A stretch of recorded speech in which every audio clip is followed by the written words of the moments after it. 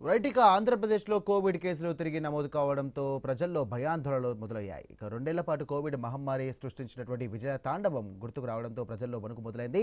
ఇక జూన్ 26 నుండి జూలై 16 వరకు కూడా మొత్తం 12 మంది కోవిడ్ వైరస్ బారిన పడ్డారు. దీనికి సంబంధించి కూడా మనకు అప్డేట్స్ అందుతున్నాయి. ఇక తలసేమియా వ్యాధితో సంబంధించి కూడా బాధపడుతున్నటువంటి చెన్నై సీఎంసీ ఆసుపత్రిలో రక్త నమూనాలు పరీక్షలు చేయగా కోవిడ్ పాజిటివ్ రావడంతో ఆ బాలికకు సంబంధించి కూడా వారు అడ్మిట్ చేయడం జరిగింది. తూర్పుగోదావరి జిల్లా కోవిడ్ వైరస్ వ్యాప్తిపై జిల్లా వైద్యారోగ్య శాఖ అధికారి అనితతో మా కాకినాడ ప్రతినిధి రాజేష్ ఫేస్ టు ఫేస్.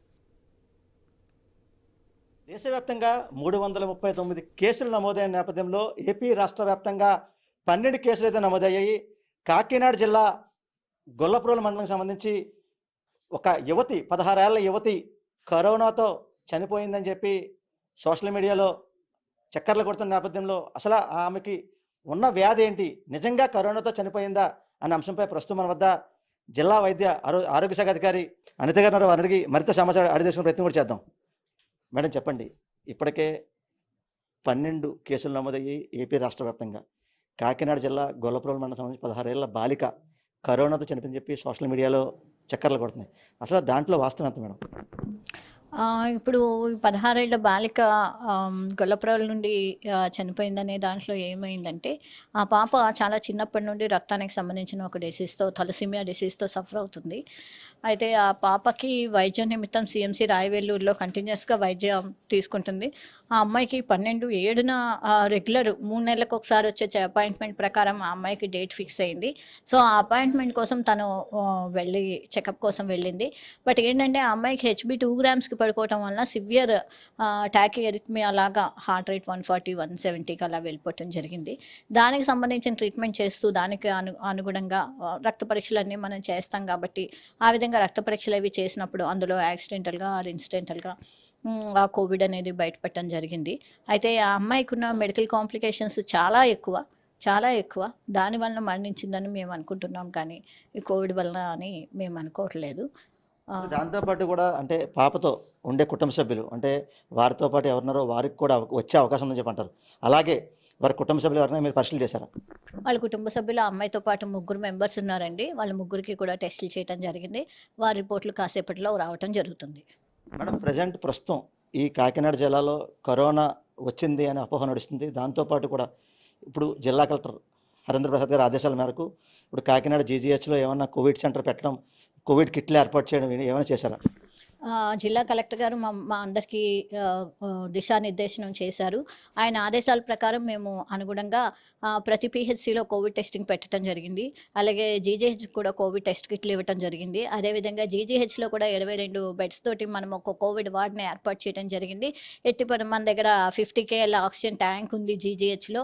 అదేవిధంగా ఆక్సిజన్ కాన్సంట్రేటర్స్, ఆక్సిజన్ సిలిండర్స్ అన్నీ కూడా మన దగ్గర జీజీహెచ్‌లో కానీ, పీహెచ్‌సిలో కానీ, సీహెచ్‌సిలో కూడా గవర్నమెంట్ సప్లై ఇచ్చినవే కాకుండా దాతలు ఎంతో వితరణతో లాస్ట్ టైం మనకి కోవిడ్ వచ్చినప్పుడు ఆక్సిజన్ కాన్సంట్రేటర్స్ అన్ని చోట్ల అందరూ కూడా దాతలు చాలామంది ఇవ్వటం జరిగింది. అవన్నీ కూడా అందుబాటులో ఉన్నాయి. మనం ఎటువంటి పరిస్థితినైనా ఎదుర్కోవడానికి సర్వసన్నద్ధంతో ఉన్నామని మీ అందరికీ తెలియజేస్తున్నాను. మేడం ఇప్పుడు ప్రధానంగా చూసుకుంటే ఇప్పుడు కాకినాడలో చాలా ప్రైవేట్ హాస్పిటల్కి ఆరోగ్యశ్రీ ఉందండి. ఇప్పుడున్న ఆరోగ్యశ్రీకి సంబంధించి ఆరోగ్యశ్రీ ఇచ్చిన లిమిట్ కాకుండా ప్రైవేట్ హాస్పిటల్లో అదనంగా వారు వసూలుకు పాల్పడుతున్నారు. వారిపై కూడా 5 హాస్పిటల్కి కూడా మీరు కేసులు నమోదు చేసి చెప్తున్నారు. దాంట్లో ఏంటి సార్?